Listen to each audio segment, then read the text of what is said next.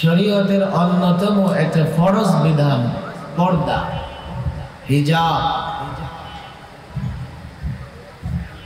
যখনই আলেম ওলামা, ইসলামী ব্যক্তিত্ব, ইমাম সাহেব, খতিব সাহেব পর্দার কথা বলেন, বক্তা সাহেব, ওয়াজিন, দাঈ পর্দার কথা বলেন,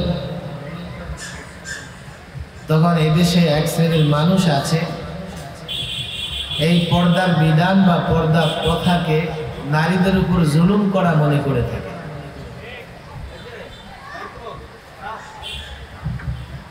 একদল আছে যারা নারীবাদী, তাদের প্রচারণাই পর্দা প্রথার বিরুদ্ধে। তারা নারীকে ঘর থেকে বের করে রাস্তায় দাঁড় করিয়ে দিতে চায়, নারীকে ঘর থেকে বের করে ভোগ্য পণ্য বানাতে চায়, বিল বোর্ডে নারীকে ব্যবহার করে ছোটখাটো পণ্য বিক্রি করতে চায়, নারীকে দিয়ে নানা অ্যাড করিয়ে বিজ্ঞাপন বানিয়ে নারীকে পুঁজি করে নানা রকমের এই জড় পদার্থ বিক্রি করে তারা মুনাফা কামাতে চায়। এই শ্রেণী বরাবরই নারীর স্বাধীনতার কথা বলে এবং নিজেদেরকে এমন অবস্থানে নিয়ে গেছে মনে হয় তারা নারীদের পক্ষে, আর আলেম ওলামা দিনদার শ্রেণী নারীদের বিরুদ্ধে, নারীদের অধিকার তারা চায় না। তারা নারীবাদী আর আলেম ওলামারা নারী বিদ্বেষী, এটাই তারা প্রচার করে বেড়ায়। কেন নারীবাদী তারা আর আমরা নারী বিদ্বেষী? তো তারা এটা বলবে যে আমরা নারীদের অবাধ বিচরণের পক্ষে নই। ঘর থেকে যখন নারী বের হয় কেবল নারীর পর্দার কথা বলি, পুরুষের পর্দার কথা আমরা বলি না। নারী পুরুষ সমান অধিকার, পুরুষ যেভাবে ঘর থেকে বের হবে নারীও বের হবে। নারীর জন্য আলাদা বিধান কেন? বাংলাদেশের একজন খোদাদ্রোহী নাস্তিক লেখিকা আজ থেকে 30 বছর আগে জনরোষে পড়ে দেশ থেকে প্রত্যাখ্যাত হয়েছে, বিতাড়িত হয়ে পার্শ্ববর্তী দেশে অবস্থান করতেছে। তার তো আরো বড় উচ্চাবিলাস ছিল, সে তার বইগুলোতে নানাভাবে এই উচ্চাবিলাস প্রকাশ করেছে। সে বলেছে একজন পুরুষ যদি রাস্তার পাশে দাঁড়িয়ে ইস্তিনজা করতে পারে তো একজন নারী কেন পারবে না? সমান অধিকার, নারীর অধিকারের নামে তারা নানা রকমের অনুর্বর স্লোগান, অনুর্বর চিন্তাধারা, অনুর্বর চিন্তার প্রকাশ ঘটাচ্ছে সমাজে। পর্দার প্রথা, পর্দা বিধান ফরজ, তবে পর্দার 3টা শাখা আছে, এটা আমাদের বুঝতে হবে আগে। 3টা ধাপ আছে, 3টা পর্যায় আছে।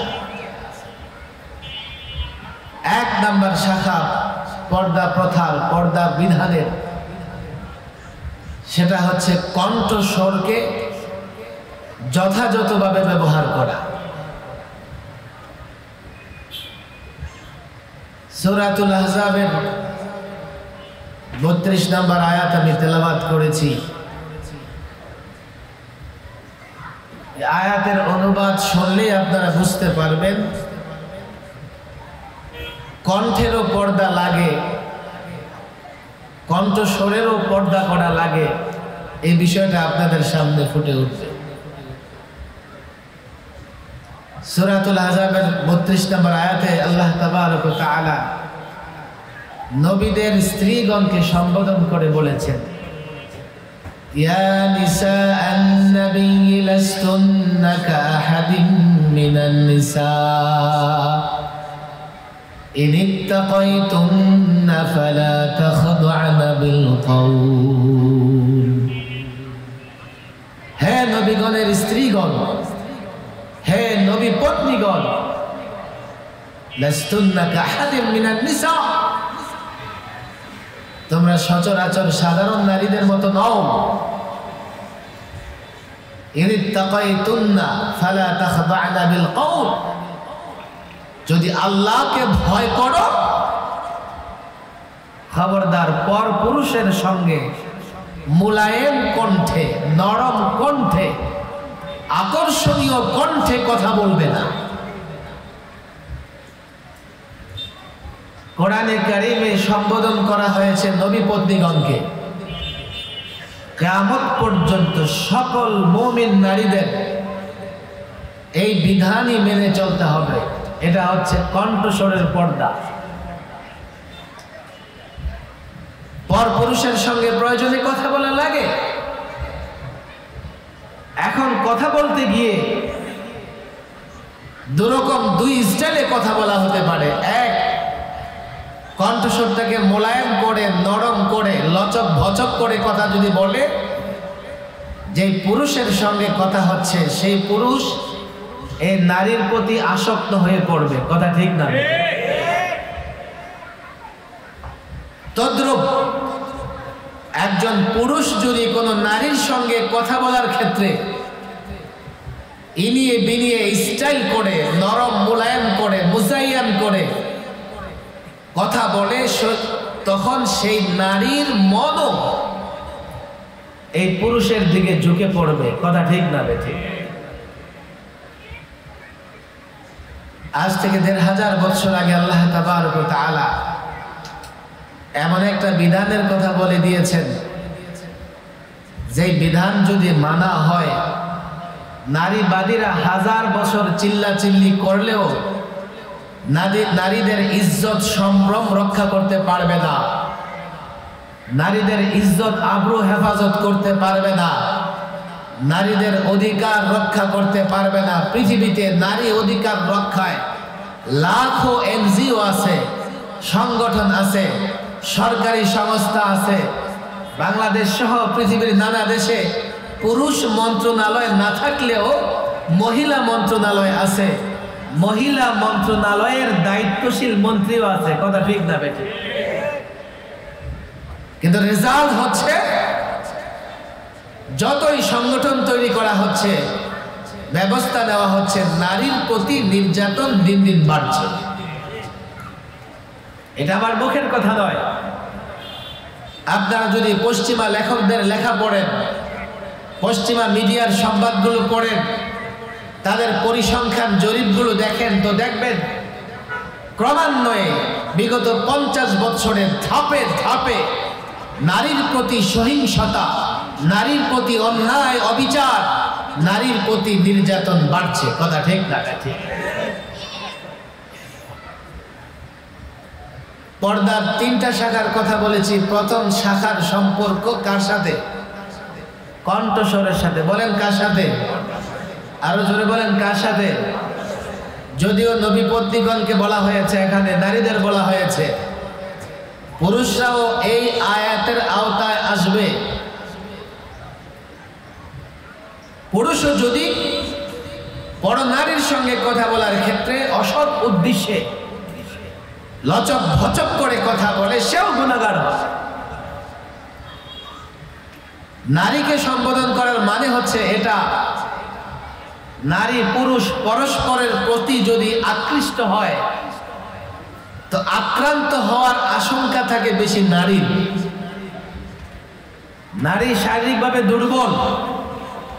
কোথাও যদি এমন হয় 10 জন নারী একজন পুরুষের প্রতি আকৃষ্ট হয়ে যায়, 10 নারী মিলে একজন পুরুষের কিছুই করতে পারবে না, দৈহিকভাবে শক্তিশালী পুরুষ।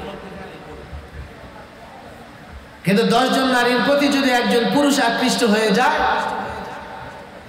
সেক্ষেত্রে দেখা যাবে নারী আক্রান্ত হবে, পুরুষ এককভাবেও আক্রান্ত হবে না। নারীর জন্য সিকিউরিটি বড় দরকার, বেশি দরকার। যেহেতু নারীর জন্য সিকিউরিটি, নিরাপত্তা সবচাইতে বেশি প্রয়োজন, সেহেতু কোরআনে কারিমে নারীকেই সম্বোধন করা হয়েছে। সিকিউরিটি কর দেওয়া বা নিরাপত্তা দেওয়া নানা কারণে হয়ে থাকে। নারীরা দুর্বল, এই জন্য নারীদের সিকিউরিটি দেওয়া প্রয়োজন। আরেকটা কারণ হচ্ছে নারীরা অত্যন্ত মর্যাদার অধিকারী। কথা ঠিক না বেঠি? আপনি বাংলাদেশে দেখেন না, গোটা বিশ্বে যার যত মর্যাদা তার তত সিকিউরিটি থাকে। বাংলাদেশের সবচাইতে বড় মর্যাদা সম্মানের চেয়ারটা কার? প্রেসিডেন্টের। আপনারা শুনেছেন এই প্রেসিডেন্ট তার বক্তৃতায় বলতেছে যে আমি কোনোদিন গোটা ডিম খেতে পারি না। ডিম সিদ্ধ করার পরে আবার চিকিৎসক আসে পরীক্ষা করার জন্য, খেতে খেতে অর্ধেক শেষ হয়ে যায়। কোথাও যাবে বহু আগে থেকে সেই এলাকাকে সিকিউর করা হয়, নানাভাবে নানা আইন শৃঙ্খলা বাহিনী দিয়ে নিরাপত্তার বলয় তৈরি করা হয়। কেন? তিনি দামি ব্যক্তি, তার সিকিউরিটি বেশি লাগবে। এক তো নারী দৈহিকভাবে দুর্বল, দ্বিতীয়ত নারীর মর্যাদাও বেশি। নারীবাদীরা বলে নারী পুরুষের সমান অধিকার চায়। আমি তো বলি আরে ইসলাম তো অনেক ক্ষেত্রে নারীর অধিকার বেশি দিয়েছে, তুমি সমান চাও কেন? এই জন্যই তো সন্তানের বেলায় রাসূল করিম সাল্লাল্লাহু আলাইহি ওয়াসাল্লাম 3 বার মায়ের কথা বলেছে। হাদিস আপনারা জানেন, সন্তান লালন পালন, সন্তান গর্ভধারণ, এক্ষেত্রে নারীর ভূমিকা বেশি, নারীর কষ্ট বেশি, নারীর মর্যাদাও সেখানে বেশি। তবে হ্যাঁ, নেতৃত্বের বেলায় নেতৃত্বের হকদার পুরুষ, নেতৃত্বের ক্ষেত্রে পুরুষ অগ্রাধিকার। কারণ কি? কোথাও নেতৃত্ব প্রদান করতে গেলে, কোনো কাজ পরিচালনা করতে গেলে সেখানে পুরুষের ভূমিকাই বেশি থাকে। একজন নারী যত শক্তিশালী হোক না কেন, মাথায় যে বোঝা নেয় এমন বোঝা 2-3টা পুরুষে নিতে পারবে। কথা ঠিক না বেঠিক? এক পুরুষ মাথায় যা উঠায় 3-4 নারী মিলেও তা পারবে না। এই ব্যবধানটা নারী পুরুষের মধ্যে আছে। যারা এই ব্যবধানটা স্বীকার করতে চায় না, ওরা আসলে নারীবাদী নয়, নারী বিদ্বেষী। আরে দুজন পুরুষই তো সমান নয়। এই সমাজে দুজন পুরুষ এক সমান নয়। সর্বক্ষেত্রে পুরুষের থাকা, খাওয়া, ঘুম এক নয়। সমাজে দুজন পুরুষের মর্যাদা এক নয়। একটা অফিসের পিয়ন আর অফিসের বস, সচিবের মর্যাদা এক নয়। এই যে দুনিয়ার নানা ক্ষেত্রে এই ব্যবধানটা তো পুরুষের মধ্যেই আছে। নারী পুরুষ ভিন্ন দুইটা প্রকৃতি, তাদের মধ্যে ব্যবধান কেন থাকবে না? এটা যৌক্তিক, বৈজ্ঞানিক। যারা এই ব্যবধানকে তুলে দিতে চায়, প্রকৃতপক্ষে শিয়াল যেভাবে মুরগির স্বাধীনতা চায়, তারা নারীর স্বাধীনতা চায়। কথা ঠিক না? এই তো ডাবির এক প্রফেসর নতুন নতুন ফতোয়া দিচ্ছে, নোটিশ জারি করে দিয়েছে যে নেকাব পরে, হিজাব পরে পরীক্ষা দিতে পারবে না, ভাইভাতে অংশগ্রহণ করতে পারবে না। কারণ কি? কারণ অনেকটাই হতে পারে। মূল কারণ এটা যে নারীকে যদি হিজাব নেকাব পরে আসে শনাক্ত করা যায় না, সে নাকে বোঝা যায় না। আমি ওই প্রফেসরকে বলতে চাই, আরে বাংলাদেশে তুমি পুরুষ প্রফেসর, নারী প্রফেসর নাই? না হলে নারী প্রফেসর নিয়োগ দাও, নারী নারীকে শনাক্ত করবে। তুমি পুরুষ হয়ে নারীকে শনাক্ত করতে চাও, এর মানে তুমি লুচ্চা এবং বদমাশ।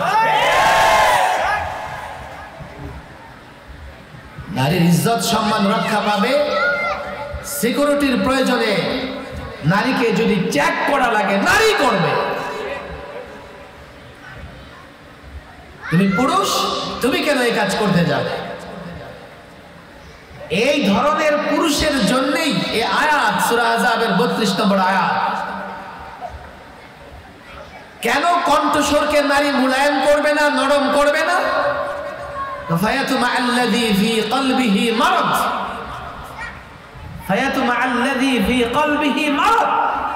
হে নারী, তুমি যদি মুলায়ম কণ্ঠে, নরম কণ্ঠে কথা বলো, হতে পারে তুমি যার সঙ্গে কথা বলেছো তার অন্তরে মরজ আছে, বেদি আছে, নারী দেখলেই সে আসক্ত হয়ে পড়ে, নারী দেখলেই উন্মাদ হয়ে যায়, নারী দেখলে পাগল হয়ে যায়। এই ছেলেটা যদি ওই ধরনের হয়, বখাটে টাইপের হয়, দাবি প্রফেসরের মতো বদমাইশ হয়, সে তোমার প্রতি আকৃষ্ট হয়ে যাবে। এখন একজন নারী, তার প্রতি যখন পুরুষ আকৃষ্ট হয়ে যায়, এই পুরুষ নারীকে পাওয়ার জন্য নানাভাবে চেষ্টা তদবির করতে থাকবে। কথা ঠিক না বেঠিক? এতে করে সমাজে বিশৃঙ্খলা দেখা দেবে, নারী নির্যাতন বাড়বে, ইফটিজিং হবে। ওই বখাটে ছেলে বাসায় গিয়ে দেখতে পারে না, রাস্তার পাশে দাঁড়িয়ে থেকে নারীর জন্য অপেক্ষা করবে, দূর থেকে দেখলে শীষ মারবে, মোবাইল ফোন তালাশ করে মিস কল মারবে। এই বখাটে ছেলে থেকে বাঁচার জন্যেই প্রথম শাখা পর্দার প্রত্যেকটা নারীকে তার কণ্ঠস্বর ব্যবহার করার ক্ষেত্রে সতর্ক থাকতে হবে। 2 নম্বর, পর্দার দ্বিতীয় শাখা হচ্ছে চোখের পর্দা। قل للمؤمنين يغضوا من أبصارهم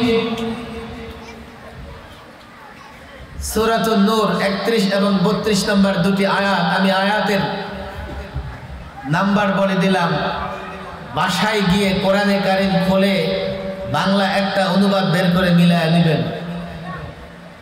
قل للمؤمنين يغضوا من أبصارهم। আল্লাহ তাবারক ওয়া তাআলা প্রথমে মুমিনদের বলেছেন, হে মুমিনরা, বের হয়েছে, পরনারী সামনে চলে এসছে, তো চক্ষুকে সংযত করো, নত করো। পর্দা শুধুমাত্র নারীর জন্য নয়, পুরুষের জন্য পর্দা আছে। আমরা প্রথম শাখায় জেনেছি, পুরুষও পরনারীর সঙ্গে কথা বলার ক্ষেত্রে, পরনারীও পরপুরুষের সঙ্গে কথা বলার ক্ষেত্রে স্বাভাবিক ভাষায় কথা বলবে, লচক বচক করবে না। এই পর্দা পুরুষ নারী উভয়ের জন্য। পর্দার দ্বিতীয় শাখা চক্ষুকে সংযত রাখা, অবনত রাখা, নত রাখা। এর জন্য প্রথম আল্লাহ সম্বোধন করেছেন পুরুষকে, পুরুষকে বলেছেন প্রথমে। এরপরে বলেছেন কুল্লিল মুমিনাতি ইয়াগদুদনা মিন আবসারিহিন্না। হে নবী, আপনি নারীদের বলে দেন, তারা যখন বের হবে তারাও যেন পর পুরুষের সামনে পড়ে গেলে দৃষ্টিকে নত রাখে। যারা বলে আমরা শুধু পর্দা নারীর জন্য বলি, নারীকে ঘরে বন্দি রাখি, নারীকে কোণঠাসা করতে চাই, নারীর প্রতি অবিচার করতে চাই, তারা আসলে শরীয়তের বিধিবিধান জানে না। দৃষ্টিকে নত রাখো। এই ওয়াজ যদি এই যে মিডিয়াগুলো রেকর্ড করতেছে, নাস্তিকরা শুনবে, শুনে বলবে এই মৌলবীরা ১৫০০ বছর আগে যা শুনেছে শিখেছে এখন তাই বলতেছে। আরে বিজ্ঞানের যুগ, মানুষ মঙ্গল গ্রহে গিয়া প্লট আর ফ্ল্যাট কিনবে কয়দিন পরে। আমাদের প্রতিবেশী দেশ বাথরুম করার জায়গা নাই, বনে জঙ্গলে পুকুরের পারে নদীর পারে বাথরুম করে, ওরাও ছাদে চলে গেছে। আমার সঙ্গে পরামর্শ করলে আমি বলতাম চাঁদে গিয়ে কি করবে, আগে বাথরুম বানা। ওরাও চাঁদে চলে গেছে, কদিন পরে মঙ্গল গ্রহে যাবে। বিজ্ঞানের উৎকর্ষের সময়ে মৌলবীরা ১৫০০ বছর আগের পুরন কথা বলে। এই মৌলবীরা পশ্চাৎপদ সেকেলে, তারা প্রগতিশীল না, আধুনিক না। এইভাবে নানান বামপন্থী, রামপন্থী, নাস্তিক, মোরতাদরা আমাদের সমালোচনা করে থাকে। ডক্টর মাহমুদ চুগতাই ওলামাদের বলে যাই, ছাত্রদের বলে যাই, তাদের কথার জবাব দিতে হলে পড়াশোনা করতে হবে। আমাদের আকাবেরদের একজন ডক্টর মাহমুদ চুগতাই 11 খণ্ডের উপরে সুন্নত সায়েন্স নিয়ে কিতাব লিখে ফেলেছেন। সেখানে তিনি প্যারাসাইকোলজিস্ট, খালি চোখে দেখা যায় না এমন বিষয় যারা অন্বেষণ করে, গবেষণা করে, তাদেরকে বলে প্যারাসাইকোলজিস্ট। তারা তাদের গবেষণায় দেখিয়েছে, এই বিজ্ঞানীরা, যে মানুষ যখন তাকায় তার চোখ থেকে আলো বের হয়। যেমন টর্চ লাইট টিপলে টর্চ লাইট থেকে আলো বের হয়, টর্চ লাইটের আলোটা দেখা যায় বের হচ্ছে, কিন্তু চোখের আলোটা এতটা সূক্ষ্ম মানুষ খালি চোখে সে আলো দেখতে পায় না। এই জন্য এটা গবেষণার বিষয় বানিয়েছে প্যারাসাইকোলজিস্টরা। আমরা এক্সাম্পল দিতে পারি বিড়াল দিয়ে। বিড়াল যদি অন্ধকারে তাকায় তো দেখা যায় তার চোখ থেকে আলো বের হচ্ছে, কথা ঠিক না? দিনের বেলায় বিড়ালকে দেখেন আপনি, তার চোখে আলো দেখতে পাবেন না। প্যারাসাইকোলজিস্ট যারা, তারা গবেষণা করে দেখেছে মানুষ যখন কোথাও তাকায় সেদিকে আলো ছড়িয়ে পড়ে, সূক্ষ্ম আলো ছড়িয়ে পড়ে। যার দিকে তাকায় সেই আলো যখন তার উপরে পতিত হয় তো দুই ধরনের প্রভাব পড়তে পারে। এক, এই তাকানো যদি সৎ হয় তো তার উপরে প্রভাব পড়বে সৎ। এই জন্য বুজুর্গদের নজর যদি কারো উপরে পড়ে সেও বুজুর্গ হয়ে যায়। তাকানো যদি অসৎ হয়, যেমন কোন বখাটে যদি কোনো নারীর প্রতি তাকায় সেটা হবে বদ নজর, এরও একটা বদ প্রভাব সেই নারীর উপরে পড়বে। আপনাদের বুঝে আসতেছে না? হাদিসে আসছে আল আইনু হাক্কুন, আল আইনু হাক্কুন, দৃষ্টি সত্য। রাসূল করিম সাল্লাল্লাহু আলাইহি সাল্লাম ঘরে প্রবেশ করে এক মেয়েকে দেখলেন, তার চেহারা হলুদ বর্ণ হয়ে গেছে, বুখারী মুসলিমের হাদিস। রাসূল বললেন তার দিকে বদ নজর পড়েছে, তাকে ঝাড়ফুঁক করাও।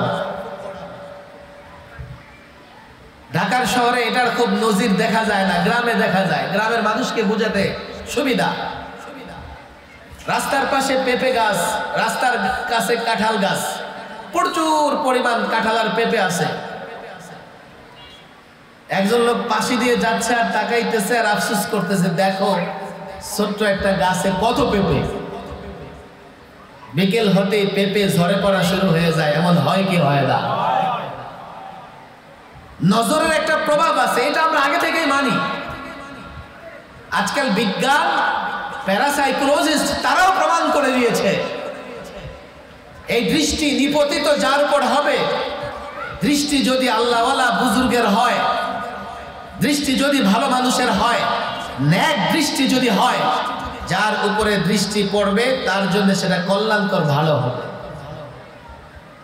প্যারাসাইকোলজিস্টরা গবেষণা করে দেখেছে কোন নারী যখন কোন পুরুষের দিকে, পুরুষ যখন নারীর দিকে তাকায়, এই তাকানোটা যদি লোবাতুর হয়, কাম ভাবের সঙ্গে হয়, তখন নারীর উপরে এক ধরনের কম্পন তৈরি হয়, নারীর ভেতর লন্ডভন্ড হয়ে যায়। একজন নারীও যদি একজন পুরুষের দিকে তাকায়, ভালো করে বুঝবেন, তো পুরুষ তার জায়গায় থেকে তার ভেতরে এক ধরনের কম্পন তৈরি হয়। এটা আজকালের যুবকদের বুঝাইতে হবে না। অনেক নারী অনেক পুরুষের দিকে তাকালে সে ক্রেশ খায়া যায়, পাগল হয়ে লেজ গুটায় তার পিছনে চলতে থাকে, কথা ঠিক না বেটে? তাহলে বোঝা গেল দৃষ্টির একটা প্রভাব আছে। প্যারাসাইকোলজিস্টরা গবেষণা করে দেখিয়েছে একজন পুরুষ যদি বদ নজরে নারীর দিকে তাকিয়ে থাকে, এই নারীর যা ক্ষতি হবে তাকে 1 ঘন্টা পিটাইলেও তার এত ক্ষতি হবে না। পুরুষের কি ক্ষতি হবে? আল্লাহ মাফ করুন, যে সমস্ত ছেলেরা, পুরুষরা না বুঝে রাস্তায় দাঁড়িয়ে শুধু নারী দেখে। গার্লস স্কুল থাকলে তার আশেপাশে আমাদের যুবকদের একটা মেলা, একটা ভিড় লেগেই থাকে। সকাল বিকাল নারীদের দেখে দেখে মজা নেয়, স্বাদ নেয়। এই যে সে এইভাবে সারাদিন তার দৃষ্টি শক্তিকে ব্যবহার করতেছে, ভেতরে কাম ভাব সৃষ্টি করতেছে, এমন যদি চলতে থাকে, দাম্পত্য জীবনে কোনোদিন যখন সে বিয়ে করবে, দাম্পত্য জীবনে সুখী হতে পারবে না। আরে ভাই, একটা মেশিন যদি 24 ঘন্টা স্টার্ট দেওয়া থাকে, একটা সময় সে মেশিন তো নষ্ট হবে। তুমি 24 ঘন্টা তোমার মধ্যে যৌন উত্তেজনা লালন করতে যদি থাকো, একটা সময় তোমার ভেতরে আর যৌন উত্তেজনা কাজ করবে না। চিকিৎসা বিজ্ঞানের কথা বলে। এখন যদি কোনো নাস্তিক, মুরতাদ, বামপন্থী, রামপন্থী কথা বলে, যে আপনারা ১৫০০ বৎসর আগের কথা বলেন, আমরা বলবো তোমরা আসলে ১৫০০ বৎসরের সময়টাই জানতেছো। ১৫০০ বৎসর আগে রাসূল যা বলে গেছেন, এখন বিজ্ঞান কিছুটা আবিষ্কার করতে পেরেছে। কিয়ামত পর্যন্ত রাসূল যে সুন্নতি নির্দেশনা আমাদেরকে দিয়ে গেছেন, আমরা বিজ্ঞান জানি আর না জানি, বিজ্ঞান পড়ি আর না পড়ি, এর উপর আমল করতে থাকলে বিজ্ঞানের উপকারিতা আমরা পেয়ে যাব। বরং তোমরাই বা আমার রাম না, তোমাদের ভেতরে ইসলাম ঢুকে না, মাথায় তোমাদের শয়তান। ২ নম্বর পর্যায়ে বলছি, নারী এবং পুরুষের দিকে যখন দৃষ্টি দেব, জায়েজ আছে? আরে বলেন জায়েজ আছে? আপনাদের কষ্ট হচ্ছে নাকি? একবার যদি পড়ে যায় দৃষ্টি নত করে ফেলবো। এই নির্দেশ নারী পুরুষের উভয়ের জন্য কোরআনে কারিমের সূরা নূর তার প্রমাণ। কথা ঠিক না বেঠিক? আমরা শুধু নারীদের পর্দার কথা বলি না পুরুষেরও পর্দার কথা বলি? ২-৩ নাম্বার পর্দার শাখা। ৩ নাম্বার, ইয়া আইয়ুহান নাবিয়্যু কুল লিআজওয়াজিকা ওয়া বানাতিকা ওয়া নিসাইল মুমিনিন ইউদনিনা আলাইহিন্না মিন জালাবিবিহিন।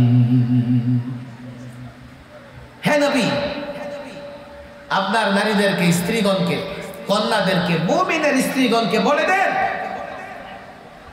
ইউদনিনা আলাইহিন্না মিন জালাবিবিহিন। বুঝবেন,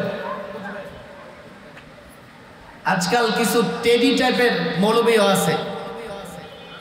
সব মৌলবীদের ভেতরে তাকওয়া আল্লাহর ভয় আছে এমন নয়। কিছু মৌলবী সাহেব, লেবাস সরতে মৌলবী সাহেব ২-৪টা কিতাব পুস্তক পড়েছেন, এখন তিনি সেলিব্রিটি হয়ে গেছেন। কোথাও গেলে লক্ষ লক্ষ লোক জমা হয়, কথাবার্তা এমন বলেন, এই কথাবার্তা শুনলেই মনে হয় তার ভেতরে আল্লাহর ভয় নাই। নতুন নতুন ফতোয়া বের করে নিয়ে আসেন। সাধারণ মানুষ তো বুঝে না কোন মুফতির দৌড় কতটুকু, কিন্তু আলেমরা তাদের কথা শুনলে বুঝতে পারে এগুলো আসলে আলেম না, এগুলো লেবাসদারি মানুষ। কোজে চেহারা খোলা রাখতে পারবে, রুখসত চেহারা খোলা রাখার সুযোগ আছে, এই কথা বলে ওরা নাস্তিক মুরতাদদেরকে উস্কে দিচ্ছে। এই আয়াতের রেফারেন্স আমি দিয়ে দিচ্ছি। নারী যখন ঘর থেকে বের হবে, ইউদিনিনা আলাইহিন্না মিন জালাবিবিহিন, তার মাথায় যে ওড়না থাকবে, সূরাতুদ দূরে আসছে ওয়ালিয়াদরিবিনা বিখুমুরিহিন্না আলা জুয়ুবিহিন। ঘর থেকে বের হলে মাথায় যে ওড়না আছে, এই ওড়নাটা চেহারার উপর দিয়ে নামিয়ে বক্ষ দেশ আবৃত করে ফেলবে। আমি বোরকা পরার কথা বলছি না, বোরকা পরেও বেপরদা থাকা যায়। আমি পর্দার কথা বলছি। বড় চাদর হতে পারে, বড় চাদর দিয়ে আমি যদি আমার দেহকে আবৃত করে নেই, সেটাই পর্দা।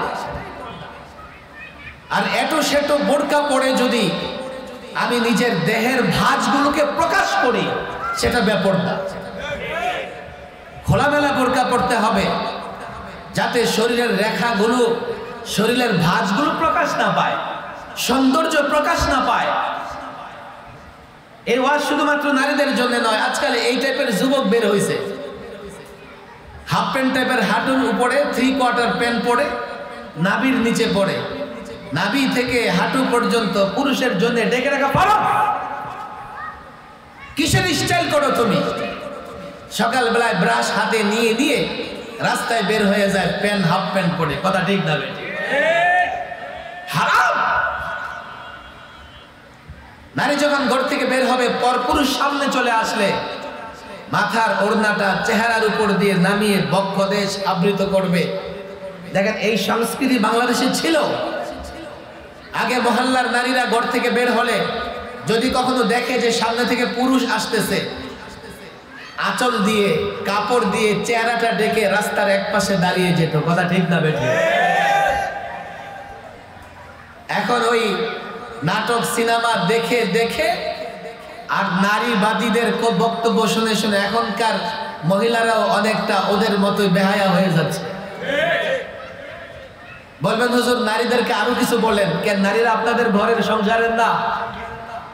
আমি যদি নারীদের বলি তো আপনাদের গায়ে আগে লাগার দরকার। যদি প্রত্যেকটা পুরুষ মনে করে আমার নারীকে আমি পর্দায় রাখবো, তাহলে কেবলমাত্র মুসলিম নারীদের মধ্যে পর্দা চালু হতে পারে। পুরুষ যদি নারীকে পর্দায় না রাখতে চায়, নিজের স্ত্রী মেয়েকে সাজিয়ে লাল নীল শাড়ি পরিয়ে রাস্তায় যুবকদের সামনে প্রদর্শনী করিয়ে নেয়, তাহলে আমাদের ওয়াজ করে কোনোদিন লাভ হবে না। 3 নাম্বার কথা বলছি, মনে আছে? ইউদিনিনা আলাইহিন্না মিন জালাবিবিহিন। কোরআনে কারীম দেখে নেবেন, রেফারেন্স দিয়ে দিচ্ছি। এই পর্দাটা ঘর থেকে বের হলে নারীর কেন, পুরুষের নয় কেন? নাস্তিকদের প্রশ্ন হতে পারে, হুজুর আগের দুটো তো নারী পুরুষ উভয়ের কথা বলেছেন, তো এই বোরকা বা এই চাদর, বড় চাদর পরে চেহারা ঢেকে রাখবে নারীরা কেন, পুরুষ কেন নয়? আমি বলি দেখো, নারীর কর্মক্ষেত্র হচ্ছে ঘরের ভেতরে, সেখানে তার পর্দা করা লাগে না। কথা ঠিক না বেঠিক? আপনজনের সামনে তার পর্দা করতে হয় না, মাহরামের সামনে নারীকে পর্দা করতে হয় না। ঘরে যখন নারী থাকবে, তুমি ঘরে প্রবেশ করতে চাইলে নারীর অনুমতি দিবে, তোমাকে সেখানে অবাধ প্রবেশ করতে দেওয়া হবে না। কেননা সেটা নারীর কর্মক্ষেত্র, পুরুষের কর্মক্ষেত্র বাহিরে। আল্লাহ তাবারক ওয়া তাআলা কর্মক্ষেত্রকে ভিন্ন করে দিয়েছেন। নারী ঘরের আলো, ঘরের প্রদীপ, পুরুষ বাহিরের আলো, বাহিরের প্রদীপ। আল্লাহু আকবার। ইসলাম নারীকে মর্যাদা দিয়েছে, ইসলাম নারীকে মর্যাদার চাদর পরিহিতা করিয়েছে, ইসলাম নারীকে মর্যাদার চাদর দ্বারা আবৃত করেছে, ইসলাম নারীকে মর্যাদার চাদর পরিধান করিয়েছে। আর যারা নাস্তিক মুরতাদ, তারা নারীকে বিবস্ত্র করে নারীর মর্যাদাকে নষ্ট করতে চায়। কথা ঠিক না বেঠিক? বিষয় বুঝতে হবে। তাহলে আমি যা বলছি, পর্দার শাখা কয়টা বলেন? সবাই বলেন কয়টা? আরো জোরে বলেন কয়টা? আওয়াজ করে বলেন কয়টা? সবাই বলেন কয়টা? মনে থাকবে তো? এক কথা বলার ক্ষেত্রে সতর্ক থাকবো। হে যুবক, তোমাদেরকে বলি, নিজেকে আকর্ষণীয় করার জন্য মোলায়েম কণ্ঠে কথা বলবে না, ফিতনা হতে পারে। 2 চক্ষুকে হেফাজত রাখবে নারী পুরুষ সবাই। 3 নারী ঘর থেকে বের হলে সে বড় চাদর কিংবা বোরকা, ঢিলে ঢালা বোরকা দিয়ে বা ওড়না দিয়ে নিজেকে আবৃত করে রাখবে পর পুরুষের সামনে গেলে। কথা ঠিক না বেঠিক? এখন এই 3টা শাখা যদি কেউ আদায় করে, তার কম পক্ষে 50টা ফায়দা হবে। কয়টা ফায়দা হবে বলেন? কয়টা? আরো জোরে বলেন কয়টা? সারা রাত তোর বলা যাবে না, আমি 5টা ফায়দার কথা বলে যাব। কয়টা ফায়দার কথা বলবো? পর্দা করলে কয়টা ফায়দা হবে? আরো জোরে বলেন কয়টা? 1, আল্লাহর বিধান মানার কারণে আল্লাহ তাবারক ওয়া তাআলার নিয়ামত পাবো, জান্নাত পাবো। 2, এই 2 আয়াতে যা বলা হয়েছে, যদি পর্দার কথা, পর্দার বিধান চালু হয়, তো ফালা ইউযাইন, নারীকে কেউ উত্তক্ত করবে না, ইফটিজিং করবে না।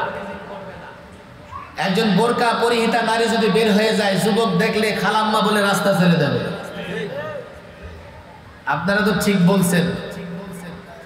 বামপন্থী রামপন্থীরা বলবে, মাওলানা সাখাওয়াত সাহেব চাপা ঘুরানোর জায়গা পাইলেন না, আপনি কি পত্রিকা দেখেন না? এই জন্যই তো আপনারা পশ্চাৎপদ, পত্রিকা পড়েন না। ওই পত্রিকায় কত দেখি বোরকা পরিহিতা নারীও ধর্ষণের শিকার হয়। তাহলে বোরকা পরেই যে যুবকরা সম্মান করবে, আপনি কোথায় গ্যারান্টি দিতে পারেন? আমি গ্যারান্টি দিতে পারি। তাহলে এই যে মাঝে মধ্যে অ্যাক্সিডেন্টগুলো ঘটে, এর কারণ কি সেটা অনুসন্ধান করতে হবে। কারণ আসলে বোরকা কিংবা পর্দা নয়, পর্দা তো তার নিরাপত্তার জন্যই ছিল, কিন্তু এই নিরাপত্তা যে বিনষ্ট করেছে যুবক, দেখতে হবে কেন এই নারীর পর্দানসীন নারীর উপর কেন সে আকৃষ্ট হয়েছে। সে তো তাকে দেখেও না, তার চোখও দেখে না ঠিক মতো। কারণ হচ্ছে, আমার ভাইয়েরা, আমি বলে যাই, শুনবেন, একজন যুবক সারাদিন টেলিভিশনে উলঙ্গ ছবি দেখে, নাচ গান দেখে, বেপর্দা নারী দেখে, ইউটিউবে দেখে, ফেসবুকে দেখে, সারাদিন এগুলো দেখে, নোবেল নাটকে নারীর প্রতি প্রেম ভালোবাসা এইগুলো সে পড়তে থাকে, আর সারাদিন তার ভাবনায় নারী থাকে। একটা সময় নারীকে পাওয়ার জন্যে সে উন্মাদ হয়ে যায়, নারীকে পাওয়ার জন্যে সে পাগল হয়ে যায়। যখন সে কোথাও কোনো নারী না পায়, তখন সে পর্দানিশীন নারী কেবল নয়, কোন জানোয়ার ভেড়া বকরির সঙ্গে পাশবিক কাজ করতেও সে দ্বিধা করে না। কথা ঠিক না বেটা? তোমরা শুধু পত্রিকায় বোরকা পরিহিতা নারীদের খবর রাখো, আর আমি তো পত্রিকায় এই খবরও রাখি যে যুবক উন্মাদ হয়ে ভেড়া বকরির সঙ্গে এই কুকর্ম করে ফেলেছে, এমন নিউজও আছে। তাহলে বোঝা গেল ওই বোরকা পরিহিতা সে দায়ী নয়, তোমার সমাজ ব্যবস্থা দায়ী, তোমার কালচার দায়ী, তোমার এই উন্মুক্ত। অবাক হবেন, বাংলাদেশের এই কথা আমি কতবার বলেছি, এখানেও বলে যাই, এই প্রজন্ম হয়তো আগামীতে দেশ পরিচালনা করবে। আপনি মধ্যপ্রাচ্যে যাবেন, যে কোনো ওয়েবসাইটে আপনি ঢুকতে পারবেন না, যদি কোনো অশ্লীল বা উলঙ্গপনা থাকে, কোথাও বেহায়াপনা থাকে, আপনি সেই সাইটে ক্লিক করলে হাযা মামনুউন সুন্দর করে লেখা উঠবে, এটা নিষিদ্ধ, তুমি এই নিষিদ্ধ সাইটে প্রবেশ করতে পারবে না। বাংলাদেশ এমন এক দেশ যেখানে বেহায়াপনা উন্মুক্ত, বাংলাদেশ এমন এক দেশ যেখানে উলঙ্গপনা উন্মুক্ত। যে কোনো যুবক চাইলে ফেসবুক, ইউটিউবে, টেলিভিশনে বসে বসে উলঙ্গ ছবি দেখতে পারে, নাচ গান দেখতে পারে। তাহলে এই দেশের যুবকরা নষ্ট হবে নাকি ভদ্র হবে? এক, আল্লাহ সন্তুষ্ট হবে। দুই, সত্যিকার অর্থে তোমরা যদি চাও নারীর প্রতি সহিংসতা বন্ধ হোক, নারী নির্যাতন বন্ধ হোক, তাহলে পর্দার বিধান মানলে নারীর প্রতি সহিংসতা বন্ধ হবে। কথা ঠিক না বেঠিক? এরপরে তিন, কত কথা আমি সবগুলো বলবো না। আমি আমার মা বোনদেরকে বলি, শোনো, যে সমস্ত মা বোনেরা পর্দা না করে, তারা যখন ঘর থেকে বের হয়, প্রতিবার বের হওয়ার সময় হালকা মেকআপ করে প্রসাধনী লাগিয়ে বের হয়, কারণ সে মনে করে না জানি কোন দিক থেকে তাকে আনস্মার্ট মনে হচ্ছে কিনা। সুন্দর করে একটু ক্রিম, একটু স্নো, একটু পাউডার মেখে হালকা একটু সাজুগুজু করে বের হয়। এই যে এই নারী প্রতিদিন 2-3 বার প্রসাধনীর ব্যবহার করে, স্নো, ক্রিম, পাউডার, এগুলোর সবগুলোর মধ্যে কেমিক্যাল আছে। অতিমাত্রায় যখন ব্যবহার করে এক সময় চেহারার উজ্জ্বলতা নষ্ট হয়ে যায়। এই চেহারায়, এই ত্বকে আর সৌন্দর্য থাকে না। যদি কেউ বোরকা পরে বের হয়, তো নারী মনে করে চেহারা ভেতরে যাই হোক না কেন, আমি যদি বোরকা পরে বের হই, আমার ভেতরটা আর কেউ দেখবে না, চলো এই প্রসাধনী ব্যবহার করতে হবে না। তাহলে পর্দা করার কারণে এই নারী নিজের সৌন্দর্যকে বাঁচাতে পেরেছে। 4, ভালো করে বুঝবেন, আমরা যখন রোদে যাই, রোদের যে রশ্মি, আলো, এই আলো মানুষের দেহের ক্ষতি করে। বিজ্ঞান বলে, সায়েন্স বলে, রেকর্ড হচ্ছে, চ্যালেঞ্জ করে বলে যাই, সায়েন্স নিয়ে গবেষণা করেন, ডাক্তারের কাছে যান। এই রোদ মানুষের ত্বকের ক্ষতি করে, শরীরের ক্ষতি করে। এখন কেউ যদি পুরো শরীর আবৃত করে বের হয়, তার ততটা ক্ষতি হবে না। 5, এই তো কদিন আগে করোনা ভাইরাস গেল, রাস্তাঘাটে প্রথমে বের হওয়া যেত না, বের হলে পলিথিনের মতো কি একটা পেঁচায়া আপাদমস্তক ডাক্তাররা এবং যুবকরা, অফিসের কর্মচারী, সাংবাদিকরা বের হয়েছে, আমরা দেখছি না। এরপর এটা চলে গেল, মাস্ক পরো, মাস্ক। রাস্তায় রাস্তায় পুলিশ দাঁড়ায়া, আর্মি দাঁড়ায়া, না পড়লে 200 টাকা জরিমানা, আবার লাঠিও মারছে। হয়েছে কি হয়েছে না? কেন? চিকিৎসা বিজ্ঞান বলেছে এই করোনা ভাইরাস তোমার নাক মুখ দিয়ে প্রবেশ করতে পারে। নাক মুখ যদি বন্ধ রাখো, তাহলে এই ভাইরাস তোমার ভেতরে প্রবেশ করবে না, তুমি আক্রান্ত হবে না। এবার বুঝেন, কেউ যদি ঘর থেকে বের হওয়ার সময় নেকাব লাগিয়ে বের হয়, বলবেন হুজুর আমরা তো নেকাব লাগাই না, আমরা কি করে বাঁচবো?